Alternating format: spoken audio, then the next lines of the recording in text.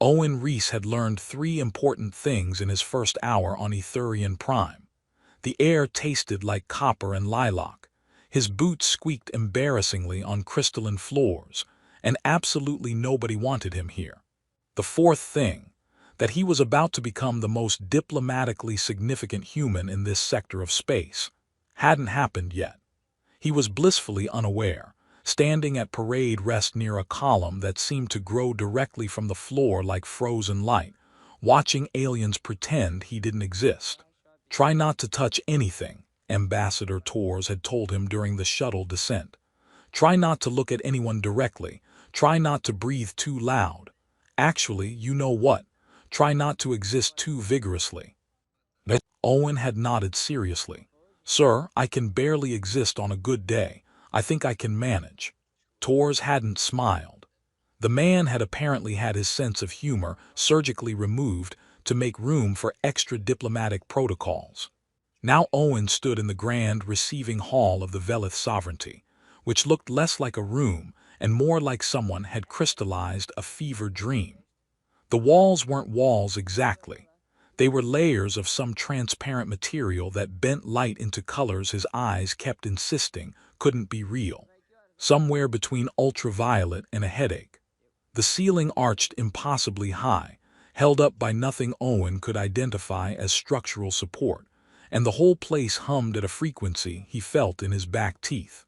The Velith themselves were moving through their elaborate greeting ceremony with the kind of glacial pace that suggested they considered time a personal insult. They looked remarkably human, which his briefing materials had explained was convergent evolution rather than relation. Bipedal, bilateral symmetry, the usual primate-descendant body plan. The main difference, the thing that made them distinctly other, was the ears. Long, elegant things that swept up and back from their heads, capable of independent movement, currently all angled away from the human delegation like biological cold shoulders. Owen counted 17 Velith nobles in the chamber, each wearing robes that seemed to be made of liquid metal and captured starlight. Or maybe it was actual liquid metal and captured starlight. The briefing had been unclear, and Owen had been more focused on the section about what not to do if they try to kill you. The answer had been disappointing. Die politely. Queen Isilthar sat on a throne that looked grown rather than built, her presence filling the room in a way that had nothing to do with physical space. She was tall, even for Velith standards, and her ears, currently held in a position Owen's cultural database helpfully labeled regal displeasure, were adorned with rings that chimed softly when she moved. Her robes shifted colors as she breathed, cycling through shades that reminded Owen of oil slicks and nebulae. Beside her, positioned slightly lower and to the left in a way that screamed hierarchy, sat Princess Kivra. Younger, maybe 40 in human equivalent years, with the kind of controlled grace that came from a lifetime of being watched. Her ears were longer than her mother's, more expressive, currently doing something complicated that Owen's implant translated as diplomatic patience masking profound boredom. Between them, surrounded by 4 attendants who looked ready to tackle any threat up to and including rogue asteroids, stood a small figure that Owen had been specifically instructed not to look at, think about, or acknowledge the existence of in any way. Lyran, the heir, 5 solar cycles old, which translated to maybe 7 or 8 in human years. Royal bloodline, sacred and protected, absolutely off-limits to contamination by lesser beings. Like, say, humans. Owen looked at him anyway, because telling a former military scout not to assess potential variables in his environment was like telling water not to be wet. The kid looked miserable. He was wearing miniature formal robes that probably cost more than Owen's annual salary, and he was fidgeting in the way that transcended species, the universal language of children trapped in boring adult situations. One of the attendants kept readjusting his collar. Lyran kept pulling away. His ears, still small and not fully developed, were flattened against his head in what even Owen could recognize as distress. The Terran Alliance honors the Velith sovereignty, Ambassador Torres was saying, his voice running through the translation matrix that floated between the two delegations like a small, bored ghost. We come in peace, seeking mutual prosperity through the establishment of commercial corridors that will benefit both our peoples. Queen Isilthar inclined her head exactly 3 degrees. Owen knew it was exactly 3 degrees because his tactical implant helpfully measured it, then displayed the information on his retinal overlay along with the note. Minimal acknowledgement, potential insult. Thanks implant, very helpful. The sovereignty acknowledges the alliance, the Queen replied, her voice carrying harmonics that made Owen's implant stutter trying to process them. We consider your proposal with the weight it deserves. Owen's linguistic database flagged that as diplomatically ambiguous could mean anything from genuine interest to profound contempt. This was going great. The ceremony continued with the kind of ritualized formality that made watching paint dry seem like an action sport. There were blessings, multiple blessings. Blessings for the space between spaces, for the stars that weren't visible, for the concept of trade itself. An elderly Velith courtier, his ears nearly white with age and draped with enough ceremonial jewelry to fund a small space station, was currently 3 minutes into what Owen's implant assured him was a blessing for the hypothetical future children of hypothetical future agreements. Owen's feet hurt. His dress uniform was designed for ceremony, not comfort, and whoever had decided that humans needed to wear high collars in formal situations had clearly never spent 4 hours standing at attention, while aliens blessed abstract concepts. He shifted his weight slightly and his boots squeaked. Every Velith ear in the room swiveled toward him. Owen froze, achieving a stillness that his drill instructor would have called acceptable, and his sniper trainer would have called sloppy. Ambassador Torres shot him a look that could have flash-frozen hydrogen. The moment passed. The ears swiveled away. The blessing continued. Owen made a mental note. Crystalline floors were the enemy. He let his gaze drift around the chamber, cataloging exits, guard positions, potential threats. Standard security sweep. The kind of thing that was supposed to happen subconsciously, but that Owen did consciously because he'd never quite mastered the art of relaxing. 3 main entrances, each flanked by guards carrying weapons that his database identified as harmonic disruption staffs, lethal range, 20 meters lethality, extremely yes. The guards themselves were interesting. Bigger than the nobles, more heavily built, their ears held in aggressive forward positions that his implant labeled threat assessment active. They watched the human delegation the way Owen might watch a suspicious package in a spaceport. Fair enough. He was watching them the same way. Movement caught his eye. Small movement, at odds with the general stillness of the ceremony. Lyran had managed to squirm partially free of his attendants, taking advantage of a moment when all adult attention was focused on the ambassador's response to the blessing for hypothetical future children. The kid was edging sideways, his small face showing an expression that Owen recognized from his own childhood. The desperate calculation of someone planning an escape from terminal boredom. One of the attendants noticed, reached for him. Lyran ducked under the grasping hand with the kind of agility that suggested this wasn't his first escape attempt. Owen watched with detached interest, the way you might watch a small animal making a break for freedom at a zoo. Not his problem, not his jurisdiction, definitely not something he should interfere with. The kid was moving faster now, weaving between clusters of nobles who were too focused on the ceremony to notice. His small ears were perked forward, swiveling, searching for something. Owen frowned. Searching for what? Then Lyran's eyes, large and dark and swirling with patterns that hurt to look at directly, locked onto Owen. Oh no. The kid's expression transformed from desperate escape to something that looked uncomfortably like relief. Oh no, no, no.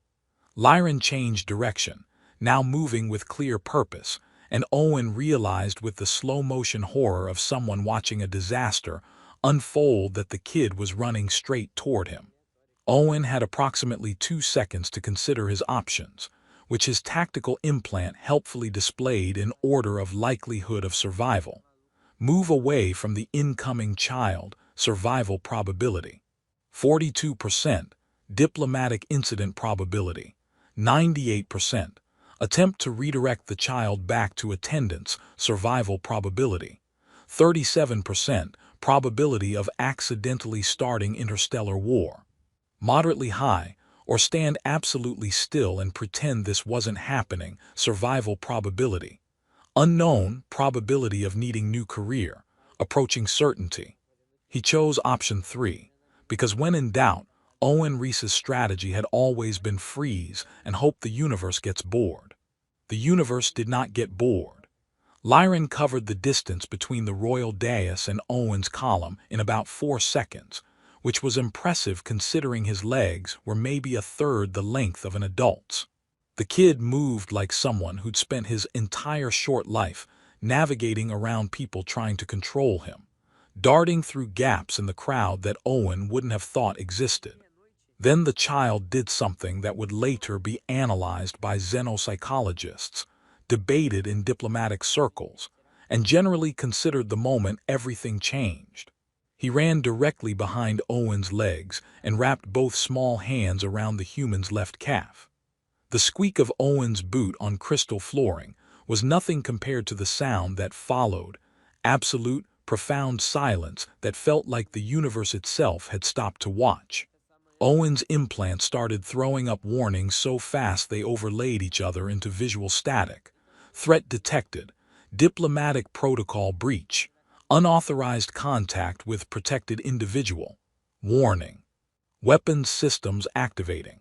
His heart rate spiked from resting to combat ready in less than a second, flooding his system with adrenaline he absolutely could not use because moving right now seemed like an excellent way to get disintegrated by harmonic disruption.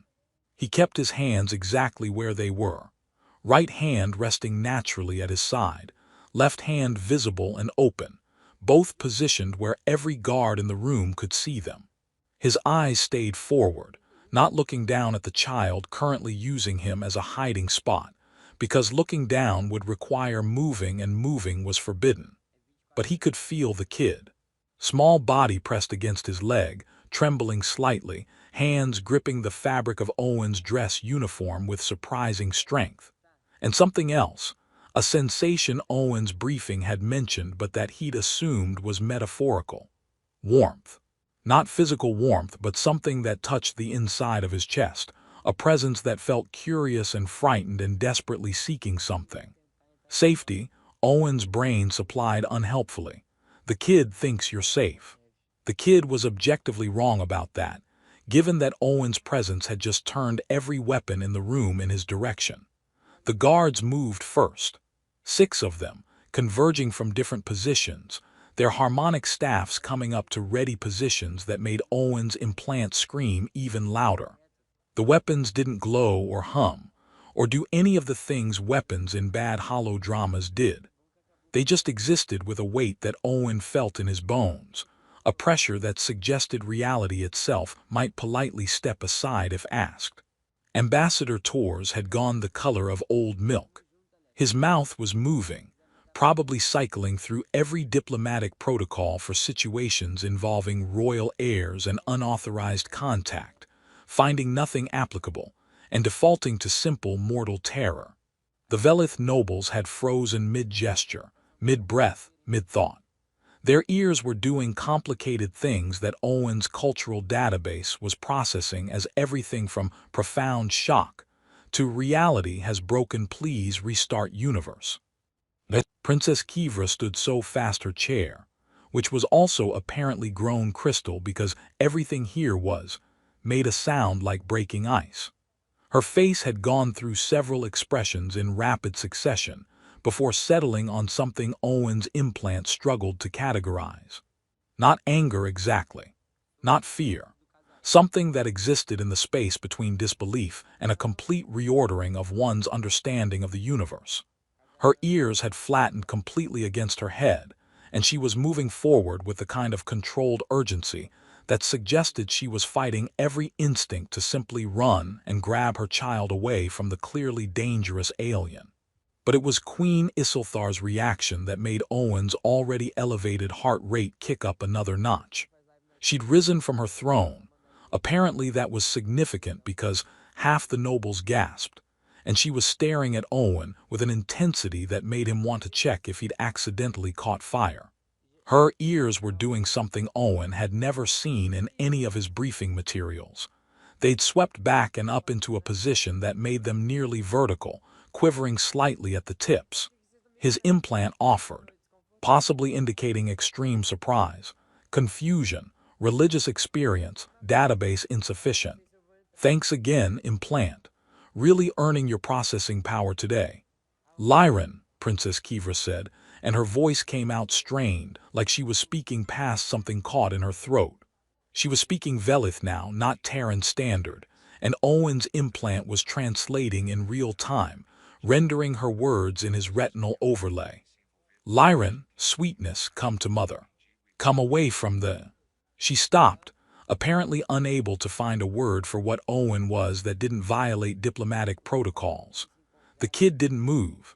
If anything, he pressed closer, and Owen felt that strange warmth in his chest intensify. It wasn't unpleasant exactly, just deeply weird, like having someone shine a flashlight directly into your thoughts and rummage around looking for something specific. He's reading me, Owen realized with a jolt. The briefing had mentioned it. Velith children were empathic, sensitive to emotional states in a way that went beyond body language or facial expressions. They perceived feelings the way humans perceived light, as actual sensory data their brains processed and interpreted. Right now, Lyran was apparently interpreting Owen as the safest thing in a room full of unsafe things. The kid was either an excellent judge of character or a terrible one, and Owen genuinely wasn't sure which. One of the guards took a step closer. Owen heard the hum of the harmonic staff powering up, felt the pressure in his back teeth intensify until his jaw ached. I wouldn't, Owen said, and his voice came out remarkably steady considering his adrenal glands were currently staging a full production of panic. The musical, he's fine, I'm not moving. Nobody needs to get disrupted harmonically today. The elderly courtier who'd been blessing hypothetical children stepped forward, his white ears twitching in a pattern that suggested deep thought or possibly the early stages of a stroke. He said something in rapid Velith that Owen's implant translated as, impossible configuration of emotional resonance patterns detected. Child displaying trust-bonding behavior with being of non-compatible psychic template. This should not be occurring in our current understanding of reality. Well, Owen said, maintaining his absolute stillness while a 5-year-old alien clung to his leg and guards prepared to maybe turn him into a fine mist. Maybe our current understanding of reality needs an update. The courtier blinked all 3 of his eyelids in sequence. Apparently that was a thing they could do, and actually looked directly at Owen for the first time since the ceremony began. The off-worlder speaks wisdom, he said, and several nobles made sounds that Owen's implant unhelpfully translated as surprised agreement noises. Princess Kivra had reached them now, moving with careful slowness like she was approaching a fusion reactor that might go critical. She knelt, another apparently significant gesture because more gasps rippled through the crowd, and reached toward her son. Lyran, she said softly, why are you hiding from mother? The child peeked around Owen's leg, his large eyes meeting his mother's, and said something that made every Velith in earshot go very still. Owen's implant translated, he feels quiet. Princess Kivra's ears did something complicated. Quiet. Inside quiet, not loud like everyone else, just quiet and safe. The princess looked up at Owen, and he saw her really see him for the first time. Not as an off-worlder, not as a diplomatic inconvenience, but as a puzzle that had just rearranged itself into an impossible shape. What are you? She asked, and her voice held genuine wonder. Owen considered several answers, discarded them all as either too flippant or too honest, and settled on, Apparently someone your son thinks is quiet, which is a first, because my last performance review specifically mentioned that I project anxiety like a particularly nervous lighthouse. A sound came from somewhere in the crowd. It took Owen a moment to identify it. Laughter. Quiet, startled, but definitely laughter. One of the guards had lowered his staff slightly. Progress. Queen Isilthar descended from her throne, and Owen's implant started having what could only be described as a small nervous breakdown, throwing up protocols and warnings and dire predictions about personal space violations with royalty. She stopped 3 meters away, probably the closest she'd been to a human in her life, and studied Owen with those swirling eyes that seemed to look through him rather than at him. My grandson, she said carefully, has never sought comfort from anyone outside the bloodline. Our children do not make mistakes in their empathic assessments. They cannot. It is not in their nature. Owen nodded fractionally, the smallest movement he could make while acknowledging her words. So either you are the first being in recorded history to fool a Velith child's instincts, the Queen continued, or you are something we have profoundly misunderstood. Your Majesty, Owen said, I'm really just a guy trying not to get harmonically disrupted while a kid uses my leg as a security blanket. But if it helps, I promise I'm not going to hurt him. I'm not going to hurt anyone. I'm just going to stand here until someone tells me what I'm supposed to do, because my job description definitely did not cover this situation. Queen Isilthar did something that Owen's cultural database flagged as gesture of contemplation, requiring minimum rank of high noble to perform, without causing offense. She touched 2 fingers to her forehead, then swept them outward in an arc that left trails of faint luminescence in the air. Lower your weapons, she said, and every guard in the room complied instantly, though Owen noticed they kept their staffs in ready positions. Baby steps. The Queen's gaze never left Owen's face. Tell me, human, what is your name? Lieutenant Owen Reese, Your Majesty. Terran Diplomatic Corps Security Division. A warrior, then. Technically, I'm more of a professional stand-arounder. I get paid to be present and look intimidating, which is apparently not working great today given that your grandson thinks I'm about as threatening as a stuffed toy. Another ripple of that startled laughter from the nobles. Owen was beginning to suspect that humor wasn't a common feature of formal Velith ceremonies, which explained why everyone looked so miserable all the time. The elderly courtier stepped closer, his ceremonial jewelry chiming softly. Your Majesty, if I may, the child's reaction presents a significant data point regarding human neurological patterns. Our intelligence assessments have long held that humans are emotionally opaque, psychically null, but young Lyran's response suggests otherwise. Psychically null, Owen repeated. That's a fancy way of saying you think we're emotionally illiterate, right? The courtier's ears twitched. Not illiterate, merely. Broadcasting on frequencies we cannot easily perceive. Your emotional patterns exist, we theorized, but in such a manner as to be unreadable to Velith sensory organs. We assumed you were to us as colorblind beings would be to a rainbow, unable to perceive what we consider fundamental. But Lyran can perceive him, Princess Kivra said softly. She was still kneeling beside Owen, close enough that he could see the swirling patterns in her eyes shift and change like living galaxies. Children sense differently than adults. Their abilities are raw, unfiltered. They perceive emotional truth before they learn to interpret social complexity. So your kid basically runs on emotional sonar, and I'm pinging back as definitely not a threat, Owen said. More than that, the courtier replied. He perceives you as actively safe. There is a difference between absence of threat and presence of security. The child has chosen you as a protection source. Lyran chose that moment to tighten his grip on Owen's leg and make a small, contented sound that transcended translation. Ambassador Tors finally found his voice, though it came out strangled. Your Majesty, I assure you this was not planned. Lieutenant Reese had explicit instructions to maintain distance from all royal family members. We would never presume. Peace, Ambassador, the Queen said, raising one hand. I do not believe this was conspiracy. What I believe is that we are witnessing something unprecedented, and I am curious to understand it. She turned back to Owen. Lieutenant, I am going to ask you something, and I require absolute honesty. Can you provide that? I can try, Your Majesty.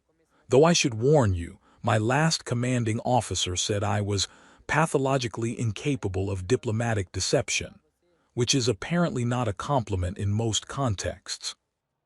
The Queen's ears did something that Owen's implant tentatively flagged as amused despite herself. What do you feel, Lieutenant Reese, when you look at my grandson? Owen considered the question carefully. Lyron was still pressed against his leg, and that strange warmth still resided in his chest like someone had tucked a small sun behind his sternum. Honestly, mostly I feel like I'm going to get fired if I move wrong. But also, he paused, searching for words. He's scared, or he was scared. All this ceremony, all these people staring, all this weight of expectation. He's just a kid who wanted to find somewhere quiet to hide. And I guess I looked quiet. You perceive his emotional state. The courtier's ears had perked fully forward. I mean, I can't read minds if that's what you're asking, but I've been around enough scared kids to recognize the signs. Universal body language, right? Hunched shoulders, flattened ears. Yeah, I noticed the ears thing looking for exits. Fear reads pretty much the same across species. Princess Kivra made a soft sound. He's right, Lyron was frightened. I should have noticed. I was so focused on protocol, on maintaining proper appearances. Her voice caught.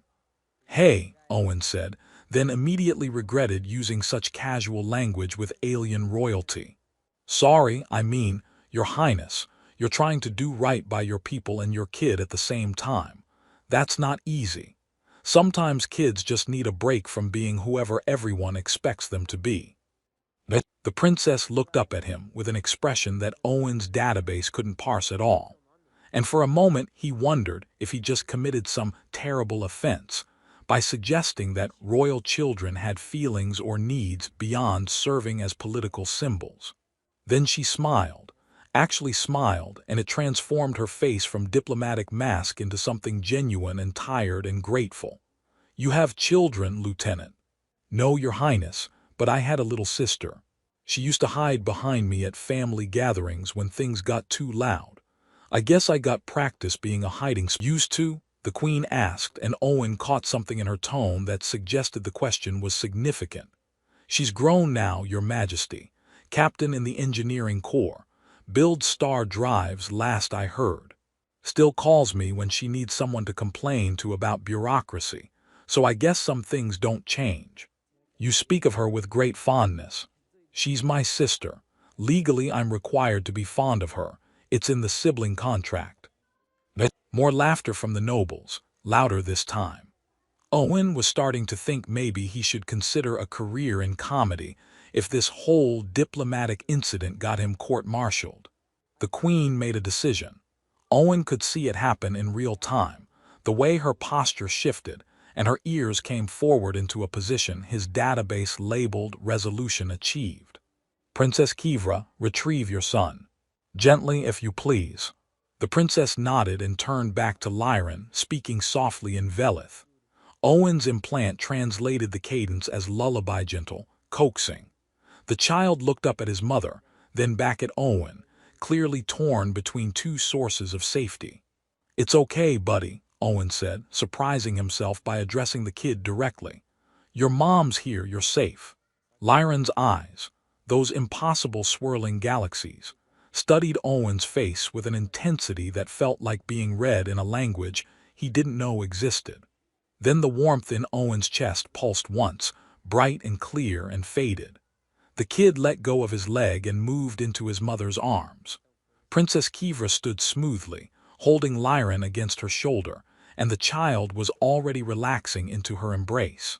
She murmured something to her attendants, who approached with visible relief to escort them toward a side entrance. But before leaving, the princess stopped and looked back at Owen. "Lieutenant Reese," she said, "I would like to speak with you. Privately after this ceremony concludes. Would that be acceptable?" Owen glanced at Ambassador Tors, who looked like he was mentally calculating whether this was an honor or a sophisticated execution method. The ambassador gave a tiny nod. "Of course, Your Highness." She left through the side entrance, Lyran peering at Owen over her shoulder until they disappeared from view. The silence that followed felt different from the earlier one, less shocked, more thoughtful. The queen returned to her throne, moving with the kind of deliberation that suggested every gesture carried weight. "We will resume the ceremony," she announced. "But I believe certain assumptions must be reconsidered. Ambassador Tors, perhaps our peoples have more in common than we believed. Perhaps we have been reading your kind in the wrong language entirely." Tors, displaying the kind of quick recovery that had probably earned him his position, bowed at precisely the correct angle. "Your Majesty is wise. We would be honored to explore greater understanding between our cultures." The ceremony resumed, but everything had shifted. Nobles who had been pointedly avoiding looking at the human delegation were now stealing glances, their ears twitching with what Owen's implant suggested was curiosity. The guards still watched him, but their posture had changed from imminent threat to interesting phenomenon that might need containing later. The elderly courtier had returned to his blessing duties, but kept glancing at Owen like he was a math problem that had suddenly grown extra dimensions. Owen returned to parade rest, his legs still warm where small hands had gripped it, and tried to process what had just happened. Somewhere in the Terran diplomatic handbook, probably in the appendix marked "unlikely scenarios that will definitely get you fired," there was supposed to be a protocol for accidentally became emotionally significant to alien royalty via the medium of being a good hiding spot. But Owen was pretty sure he just invented a new category of diplomatic incident entirely. His implant pinged with a private message from Tors. "Don't move.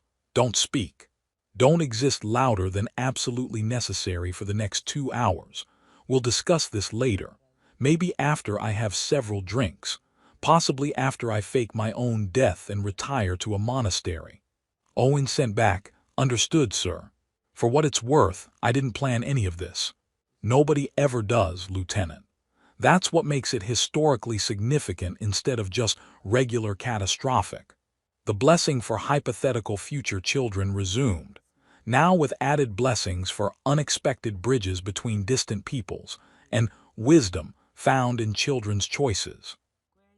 Owen stood very still, squeaked his boots as little as possible, and wondered if this was how first contact scenarios always went.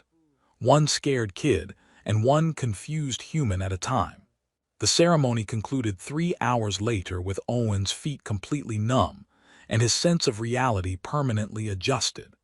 The Velith had blessed everything from trade routes to the theoretical offspring of theoretical partnerships, and somewhere around hour 2, Owen had started mentally composing his resignation letter. "Dear Terran Diplomatic Corps, I regret to inform you that I have become a xenopsychological phenomenon and would prefer to return to shooting at things, which was simpler. Sincerely, the guy who got adopted by an alien prince." Ambassador Tors dismissed him with a look that promised lengthy debriefing sessions in his immediate future, and Owen was escorted by 2 guards, now notably less aggressive, through corridors that branched and twisted like crystallized thought. His implant tried mapping the route, gave up after the 4th impossible angle, and displayed a shrugging emoji that Owen hadn't known was in its emotional database. They stopped at a door that wasn't quite a door, more like a membrane of frozen light that rippled when one of the guards touched it. Beyond was a smaller chamber, mercifully less architecturally aggressive than the Grand Hall, with walls that simply glowed softly instead of bending reality. Princess Kivra stood near something that might have been a window, looking out at the iridescent mists that perpetually shrouded Etherian Prime. She'd changed from her formal robes into something simpler, though simple, for Velith royalty, apparently still involved fabric that responded to movement like living mercury. Lyran was there too, playing with what looked like holographic puzzle pieces that assembled themselves into impossible shapes whenever he moved his hands. "Lieutenant Reese," the princess said, turning. "Thank you for coming. Please be comfortable." Owen glanced around, found nothing resembling a chair, and settled for a modified parade rest that was slightly less rigid. "Your Highness, I apologize again for the incident. I genuinely didn't." "Please," she interrupted gently. "No more apologies. What happened today was not your fault, and I suspect it may be the most important thing to happen to Velith-human relations in generations." She gestured, and the holographic puzzle froze in place. Lyran looked up, saw Owen, and smiled so broadly his ears tilted forward. The kid waved. Owen, after a moment's hesitation, waved back. "He has not stopped talking about you," the princess said, and something in her voice suggested fond exasperation. "The quiet human, the safe one. He wants to know if you will visit again." "I'm not sure that's diplomatically advisable, Your Highness." "Perhaps not. But then nothing about today was advisable, and yet here we are, reconsidering centuries of assumptions." She moved closer, and Owen forced himself not to step back. "Do you know what my mother is doing right now, Lieutenant? Probably deciding whether to promote me or space me." A laugh, genuine and surprised. "She is meeting with our chief empathic researcher and 3 xenopsychologists. They are reviewing every interaction we have had with humans, reanalyzing every diplomatic exchange through a new framework.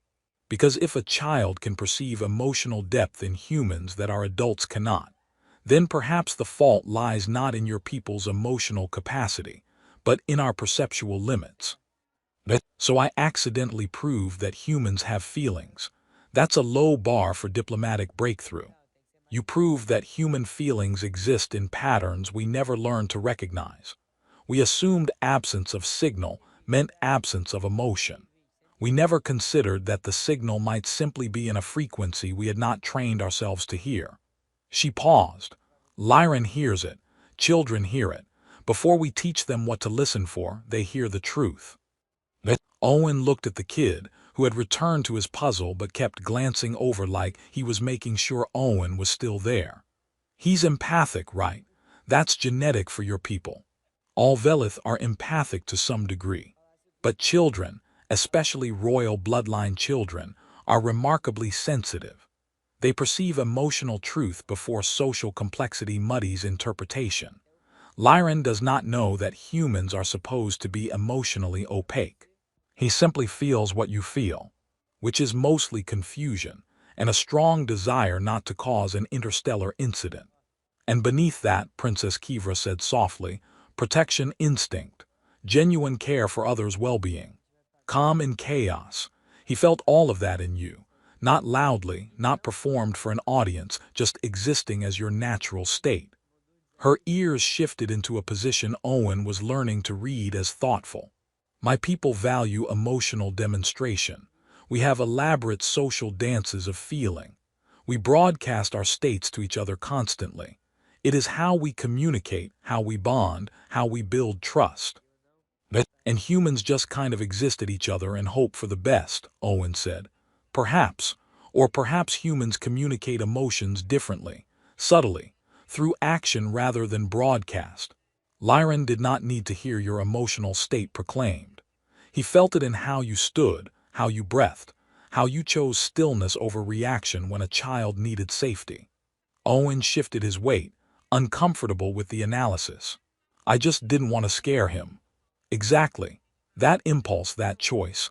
Lyran perceived it as clearly as I perceive the color of your uniform. To him, you were not opaque. You were transparent in your intentions, and those intentions were entirely safe." "So what happens now?" Owen asked.